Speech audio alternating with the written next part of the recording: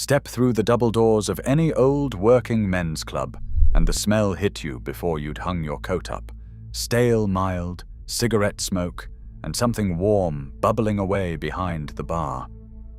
These were the palaces of the ordinary man, where a few coppers bought belonging.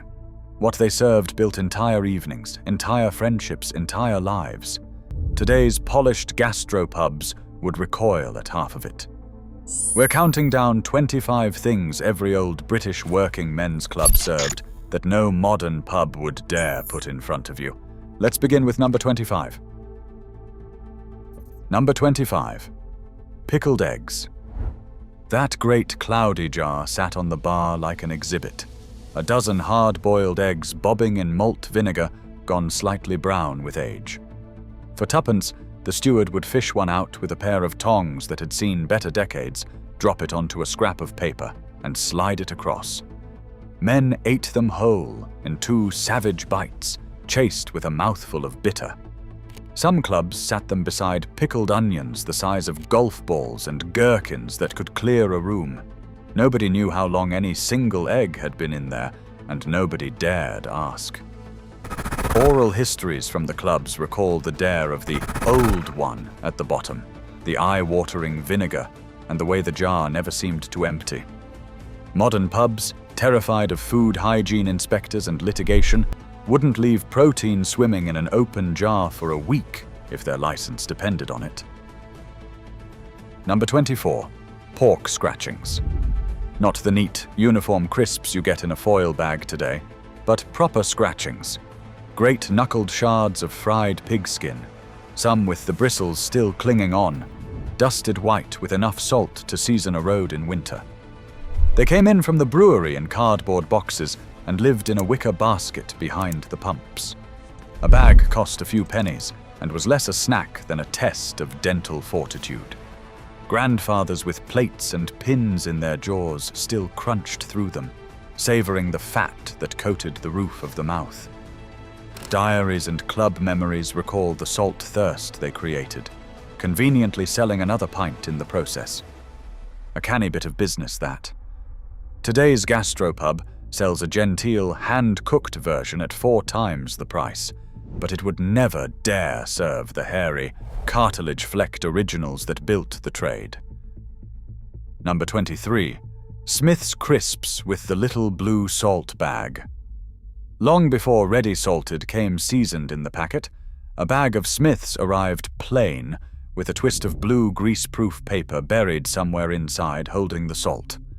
Finding it was half the fun, children plunged a hand in, fished it out, and shook it over the crisps before folding the bag shut and giving it a good rattle. In the club, a bag cost a few coppers and kept the little ones quiet in the corner of the concert room with a bottle of pop and a straw. The crisps were greasy, thin, and gloriously Moorish, and the occasional bag that came without a salt twist caused genuine heartbreak. That ritual vanished when the salt went into the seasoning. Modern pubs stock a wall of exotic flavors, but the plain crisp with its little blue mystery bag is a memory no chef would think to revive. Number 22. Peanuts on the card. Behind many a bar hung a rectangle of cardboard studded with small bags of KP nuts, and here was the club's cheeky secret. As the men bought bag after bag, the nuts came off the card to reveal, row by row, a picture underneath, often a pin-up in a state of undress that would give a modern licensing officer a coronary. The last few bags were fought over on principle. The nuts themselves were salty, dry, and designed to shift beer, just like the scratchings. Oral histories recall the wink between the steward and the regulars, the way the card was turned to the wall when the vicar's wife came in for the raffle. It was harmless, of its time, and utterly of the club. No modern pub, in an age of accountability, would ever hang such a thing where the darts team could see it. Number 21. Cheese and onion cobs. Depending on where in the country you drank, they were cobs, baps, barm cakes, or tea cakes. But the filling was sacred, a doorstep wedge of crumbly Lancashire or cheddar, and enough raw white onion to make your eyes stream. The stewardess made a trayful in the afternoon, wrapped each in cling film, and stacked them on the bar for the men coming straight off shift with no time for tea at home. A cob cost a few pence and soaked up the ale beautifully. The onion announced itself across the tap room, and nobody minded, because everyone had one. Club memories recall the sharp bite of the onion, the give of the fresh bread, and the way a cob and a pint was a working man's supper. Modern pubs plate an artisan ploughman's for a tenner. They'd never leave a tray of oniony cobs sweating under cling film on the counter. Number 20. The pork pie. No club buffet was complete without a whole pork pie, that mahogany dome of hot water crust wrapped around seasoned pork and a layer of savory jelly that set in the cooling. Cut into wedges, it sat on a plate all evening at room temperature, growing more fragrant by the hour, served with a blob of English mustard fierce enough to lift your cap. A decent pie cost a shilling or two from the local butcher and fed half a dozen. The jelly divided the room. Some scraped it off in disgust, others declared it the best part. Oral histories recall the pride of a proper hand-raised pie versus the shame of a shop-bought one. Today's pubs would panic at meat left unrefrigerated on a warm night, and the jelly alone would send a squeamish younger crowd running. Number 19. Scotch eggs. Halved and laid out cut-side up on the buffet trestle, the Scotch egg was a marvel of thrift. A hard-boiled egg wrapped in sausage meat, rolled in breadcrumbs, and deep-fried until bronzed. Cold, dense, and filling, one could see a man through a long night of dominoes. They were made by the dozen, either by the stewardess in the club kitchen or bought in trays from the butcher, and cost only a few pence each. The yolk, faintly grey at the edge from overboiling, was part of the charm. Club memories recall the mustard smeared on the cut face and the race to claim one before the darts lads cleared the plate. The modern gastropub has reinvented the Scotch egg with a runny yolk and black pudding, charging handsomely, but the plain, grey-yolked, room-temperature original is a thing they'd never dream of serving. Number 18. The cheese and pineapple hedgehog. Here was the height of club sophistication for any christening, retirement, or golden wedding do. A foil-wrapped potato or half a grapefruit bristled with cocktail sticks, each bearing a cube of mild cheddar and a chunk of tinned pineapple, the whole thing resembling a startled porcupine on the buffet table. It was retro before retro was a word, and it was the first thing the children raided. The sweet and salt combination felt impossibly modern in a world of plain fare, and a single tin of pineapple chunks stretched to feed the room. Oral histories recall the pride of the woman who made it, and the sad, denuded potato left studded with empty sticks by 9 o'clock. A modern pub kitchen, chasing small plates and truffle oil, would sooner close than send out a cheese and pineapple hedgehog. Number 17. Vol au vents.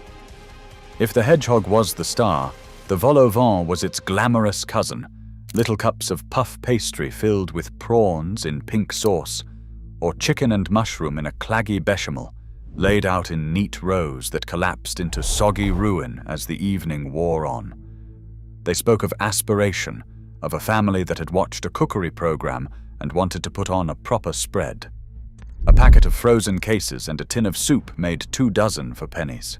Club memories recall the first crisp bite of a fresh one, and the disappointment of the last, limp and weeping by closing time. They were fiddly, dated almost the moment they appeared, and are now a punchline. No self-respecting modern pub would risk its reputation on a tray of frozen vol au vent. Number 16. Sausage rolls. Warm from the steward's little oven, wrapped in flaky pastry that shed crumbs down every waistcoat in the room, the sausage roll was the workhorse of the club buffet. Made in long ropes and cut into fingers, or bought in bulk from the bakery, they cost a few pence and vanished faster than anything else on the table. The good ones had proper seasoned sausage meat and a golden glossy top. The bad ones were more bread than meat, but hunger forgave a great deal.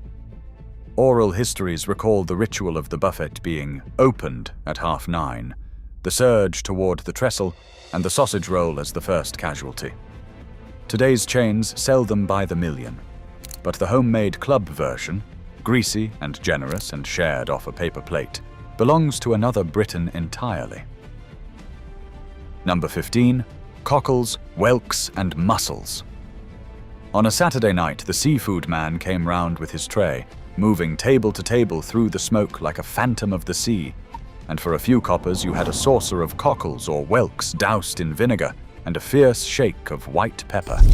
Jellied eels wobbled in their trays for the truly committed.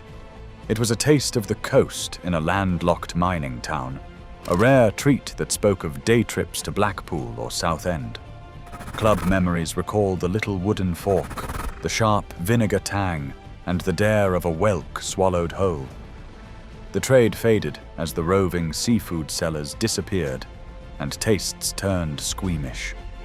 A modern pub, hemmed in by supply chains and allergen laws, would never let a stranger wander the room selling shellfish from an open tray. Number 14. Potted meat and fish paste sandwiches. Cut into triangles and left under a tea towel until the corners curled, these were the sandwiches of every club funeral tea and afternoon do.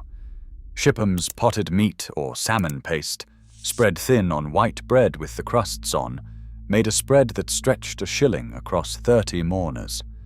The paste came in little glass jars kept for pen pots and buttons long after they were empty. Oral histories recall the faintly fishy tang, the way the bread went slightly stale at the edge, and the comfort of a plate of paste sandwiches after a hard day at the crematorium.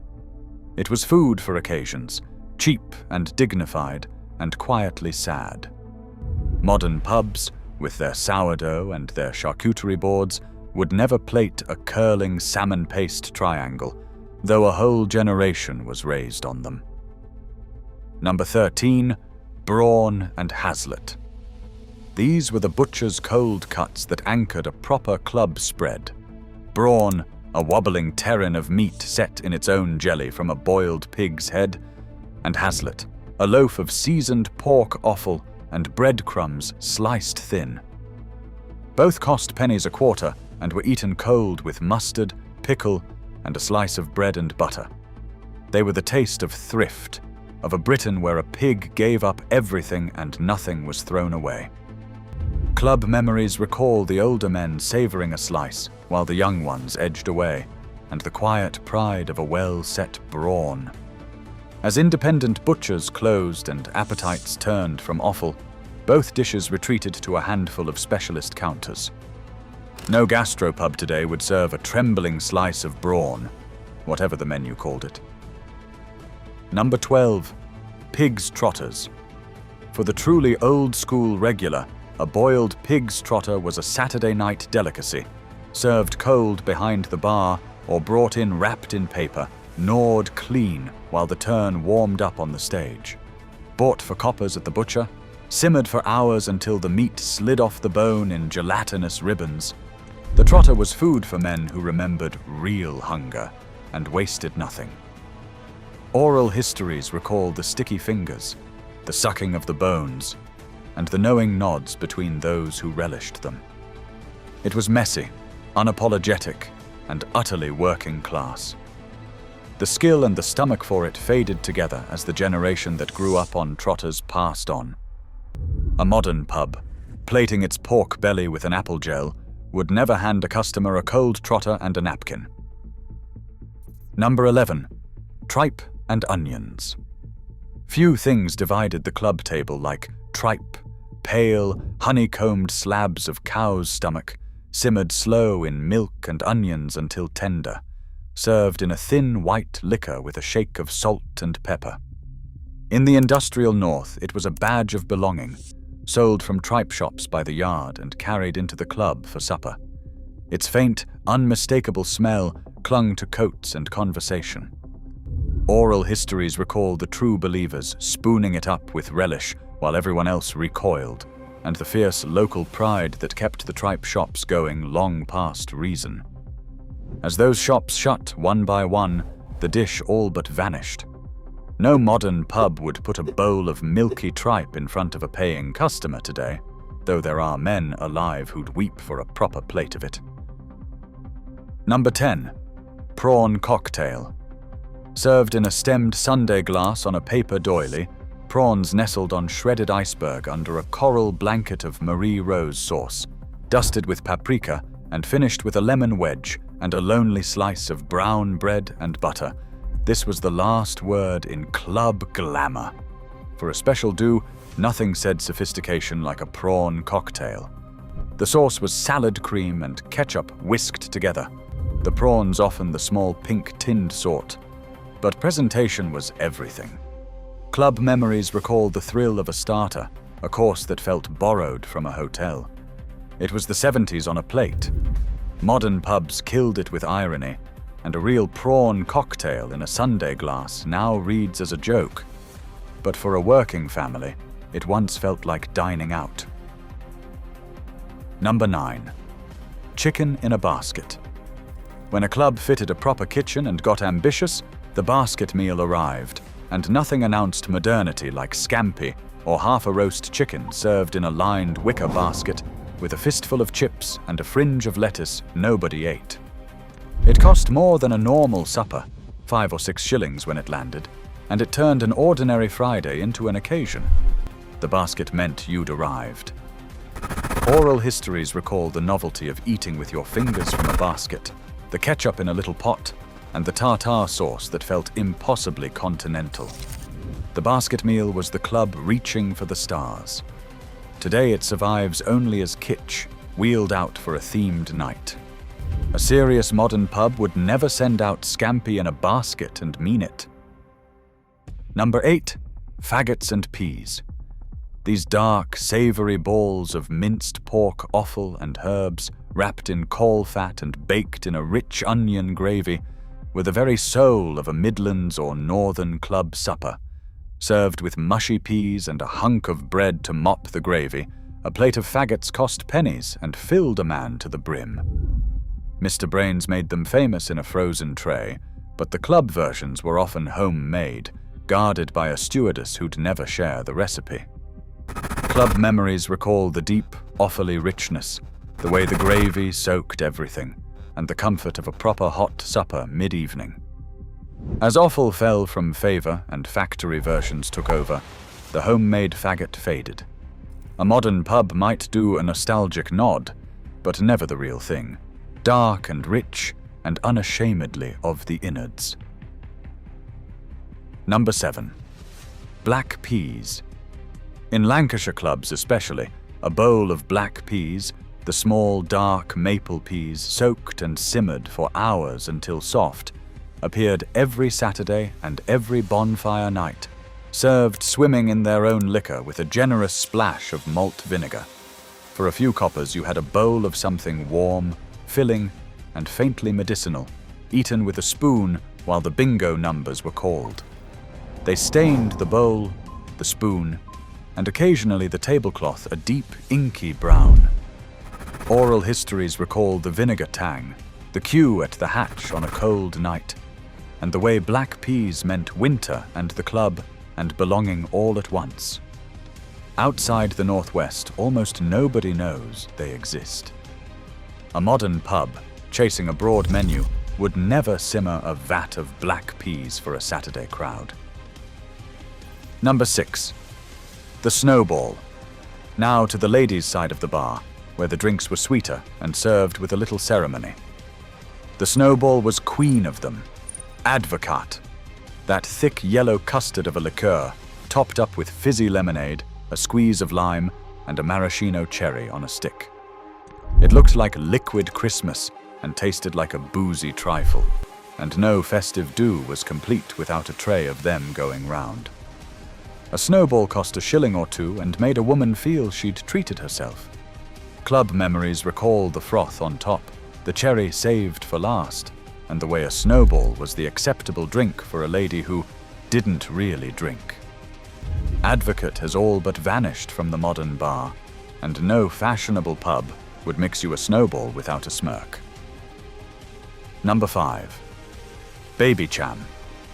Served in its own little saucer-shaped glass, with the leaping golden fawn on the rim, Baby Cham was the sparkling perry marketed straight at women who wanted the glamour of champagne without the price or the strength. "I'd love a Baby Cham," went the advert, and a generation of club-going ladies obliged. It was sweet, fizzy, faintly aptly, and utterly of its era, the drink of a first night out and a 50th wedding anniversary alike. A bottle cost $1 or $2 and came with a sense of occasion no pint could match. Oral histories recall the special glasses kept just for it, the fawn logo, and the pride of holding something that looked like champagne. Baby Cham faded as tastes turned dry and sophisticated.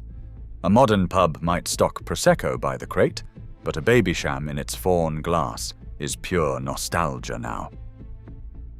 Number 4. Cherry B and port and lemon. For the lady who wanted something rich and ruby, there was Cherry B, a sweet cherry wine drunk small and neat, or the eternal port and lemon, a measure of ruby port lengthened with lemonade until it glowed. These were the drinks nursed all evening through the bingo, sipped slow, made to last. They cost coppers and carried a whiff of the exotic in a world of mild and bitter. Club memories recall the deep red in the glass, the sweetness that lined the teeth, and the way a port and lemon was the drink of a woman settling in for a proper natter. As spirits and cocktails took over, these gentle, old-fashioned orders slipped away. No modern pub would think to offer a port and lemon, though it was once the most feminine drink in the room. Number 3. Mackeson Stout. "It looks good, it tastes good, and by golly, it does you good," ran the advert, and a generation believed it.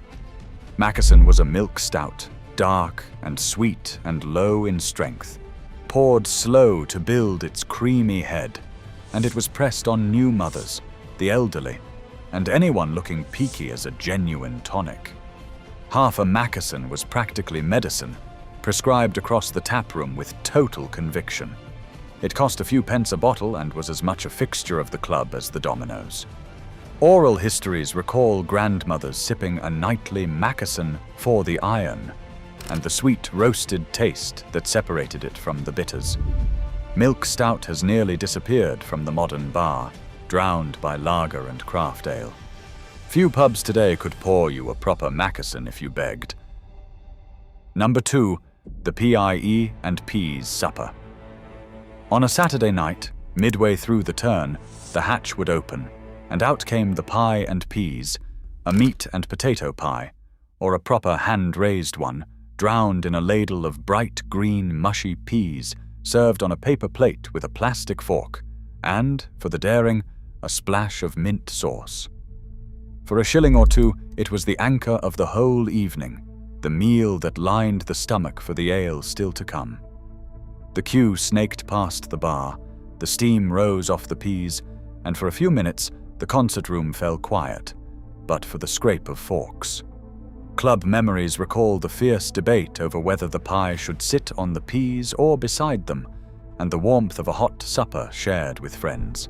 It was communal, cheap, and deeply comforting. A modern gastropub might serve a deconstructed version at 4 times the price, but the paper plate pie and peas supper, ladled through a hatch at 9:30, belongs to the club and the club alone. Number 1, a pint of dark mild, and at the very top sits the drink that was the lifeblood of every working men's club in the land, a pint of mild, dark, and gentle and cheap, poured flat and drunk deep. Weaker than bitter and kinder on both the head and the wage packet, mild was the working man's pint, the one you could sink 3 or 4 of after a hard shift without losing your legs or your last shilling. It cost less than a bitter and asked nothing of you but company. Oral histories recall fathers and grandfathers who drank nothing else for 50 years, the steady rhythm of the round, and the way a pint of mild measured out a life in half pints of contentment. As tastes swung to lager and bitter, mild all but died, brewed now by only a handful of holdouts. Ask for a pint of dark mild in a modern pub, and you'll be met with a blank stare. Yet it was once the truest taste of the British working man, and the heart of every club he called home. Across all 25, from the pickled eggs sweating in their jar to that final pint of mild, these are the tastes of a Britain that has quietly slipped away. They speak of thrift, of community, of a world where a few coppers bought belonging and nobody dined alone. Which of these did your dad, your granddad, or your local club serve? Tell me in the comments what I've missed, and which one you'd bring back tomorrow.